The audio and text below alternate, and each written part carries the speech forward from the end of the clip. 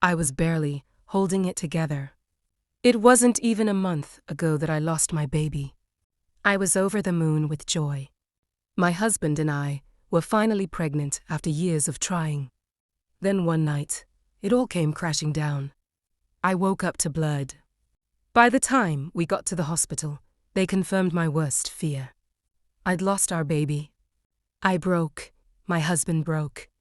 It felt like our world had been ripped out from under us. We had dreamed of this moment for so long, and now it was gone. The grief. I can't even put into words how heavy it felt. Every day since, I've been struggling, trying to breathe through it, trying to get back to some sort of normal, even though I knew deep down that normal wasn't going to look the same ever again.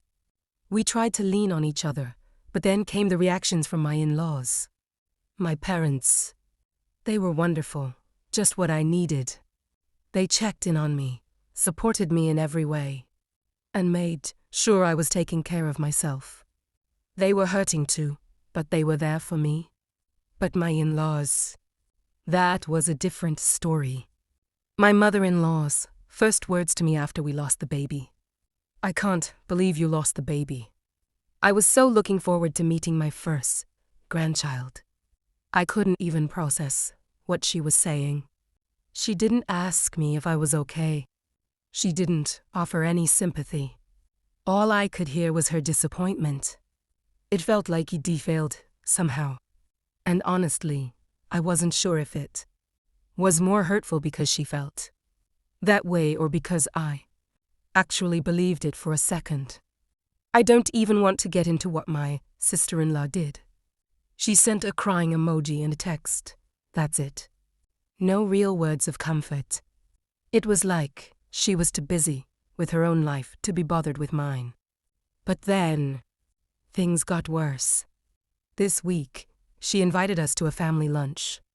I wasn't sure if I wanted to go. To be honest, we had been keeping a low profile. It was too hard being around family. But she insisted, saying it was a necessary celebration. So, despite everything, my husband and I went. We thought maybe being around family again would help us heal. The first few minutes were fine. Small talk. I kept my distance, just focusing on staying composed. But then, she stopped. My sister-in-law cleared her throat with a big, exaggerated smile on her face. "I'm pregnant," she announced. The room gasped. People started clapping, congratulating her. Her boyfriend was standing next to her, beaming. I wanted to sink into the floor. As everyone celebrated, my sister-in-law went on to explain how she had just found out a few days ago and how they thought this was the perfect time to share the news, given everything we had gone through. Then she turned to look at me. "I thought this might lift your spirits," she said, almost as if her pregnancy was a gift to me, as if the news would somehow make my loss easier to bear. The words hit me like a ton of bricks. I froze, the pit in my stomach growing larger. I looked around the room, everyone's eyes on me. It was awkward. People were waiting for my reaction. The pity in their glances was unbearable. I didn't know what to do. It felt like she had hijacked my grief, turning her pregnancy into something I should be grateful for, as if it was a consolation prize for the baby I lost. But then it got worse. She kept talking. "We've already picked out a name." She beamed. "If it's a girl, we're going to name her Mika, and if it's a boy, Michael. It's in tribute to my brother's late child. The name, the one my husband and I had chosen for our daughter. The name we had spent months dreaming about. The name that now felt like a cruel joke. I couldn't breathe. Mika. It was our name. It belonged to our baby. The baby we would never get to hold. And now, my sister-in-law was using it for her own child. "Isn't that sweet?" she asked, eyes wide, waiting for the room to agree. "It's to keep the memory of their baby alive." I felt sick. No one was acknowledging what this was. It wasn't a tribute. It was a power move.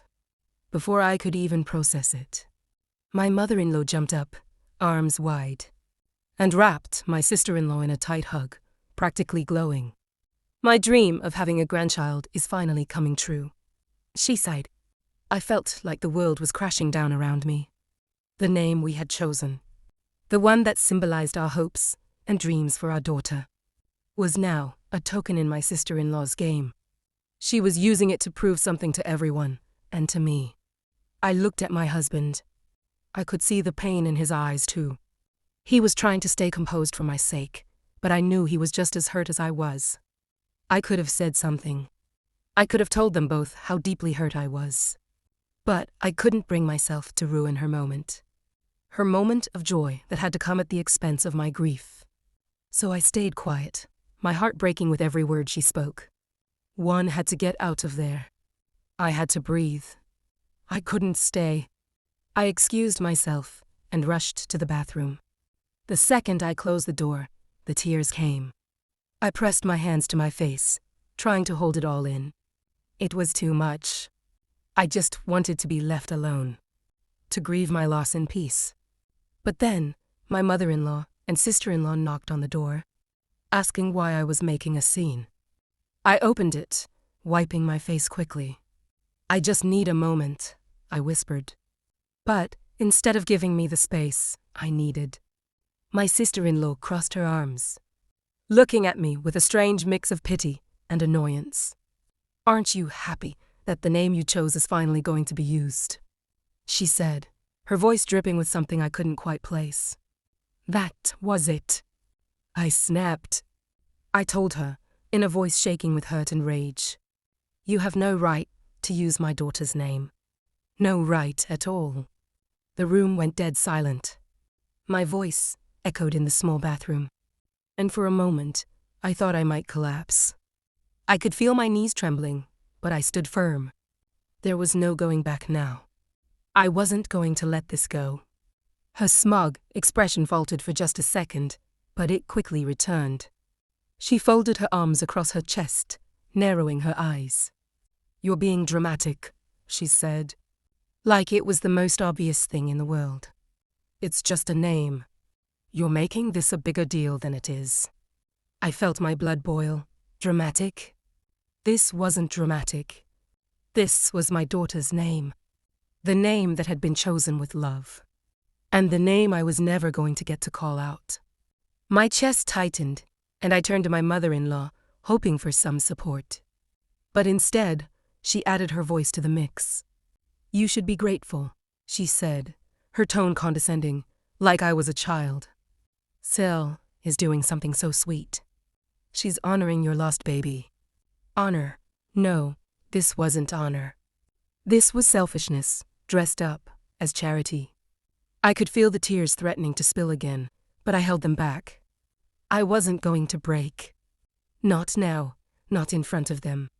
"That name belongs to my daughter," I said, voice trembling but resolute. "My daughter is still alive in my heart. Just because you can't see her doesn't mean she's not real. And that name is for her. It's not for you to take."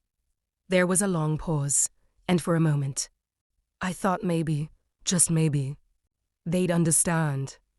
But my sister-in-law just smirked. "You're making a huge deal over a name. You can't even have your own kid now, so what does it matter?" The words felt like a slap. I looked at my husband, who had been standing behind me. His jaw clenched, his fists at his sides. I could see the fury building in him.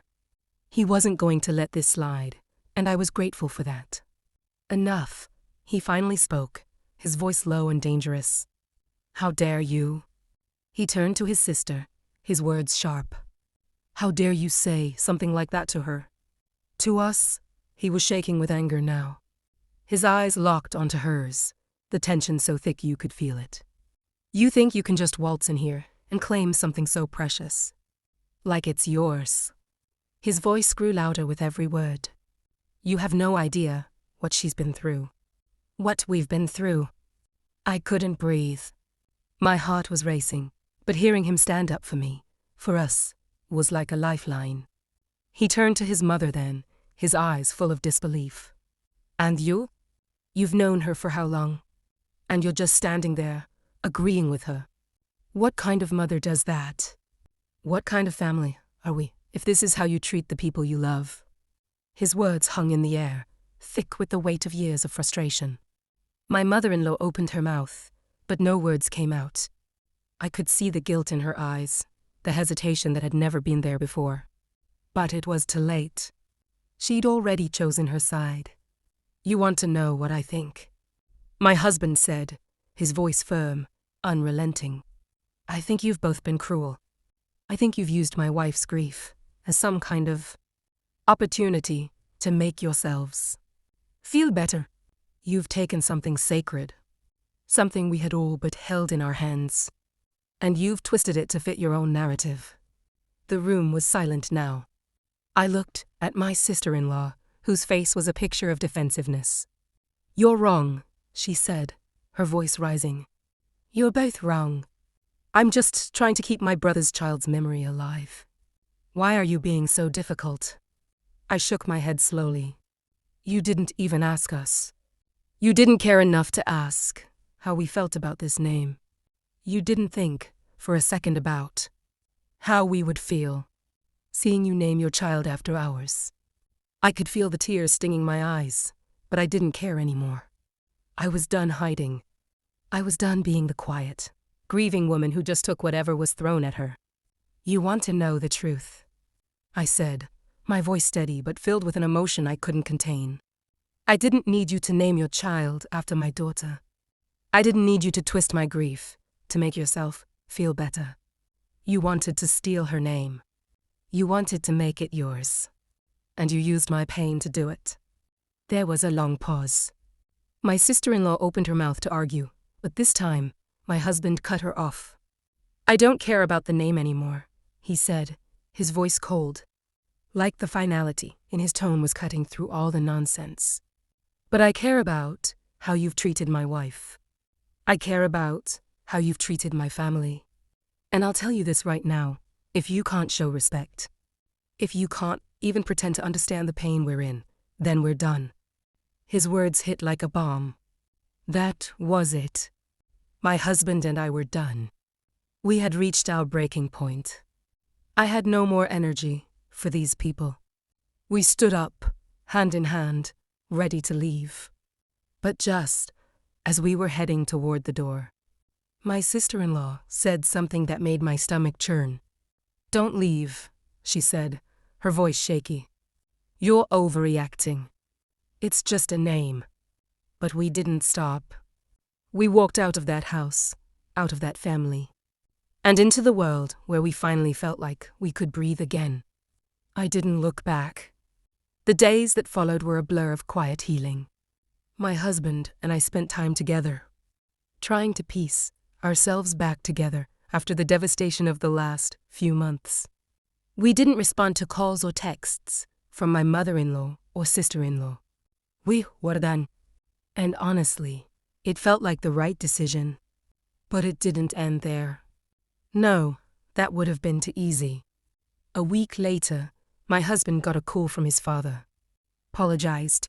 Genuinely apologized. He said he had no idea how deep the hurt ran and that he was ashamed of how his wife and daughter had acted. We listened, but honestly, it didn't change anything. The damage had been done. My sister-in-law's behavior was unforgivable. She had used my grief for her own gain. She had torn apart my memories of my daughter, and in doing so, had torn apart any remaining semblance of family that I had. But what happened next was the real gut punch. My sister-in-law admitted it all. In a text, she told me that her entire motivation for naming her child after our daughter wasn't because of some grand tribute or deep love. It was pure jealousy. She confessed that she saw my pregnancy as a competition, and that, when I lost the baby, she saw it as her chance to prove she could one-up me.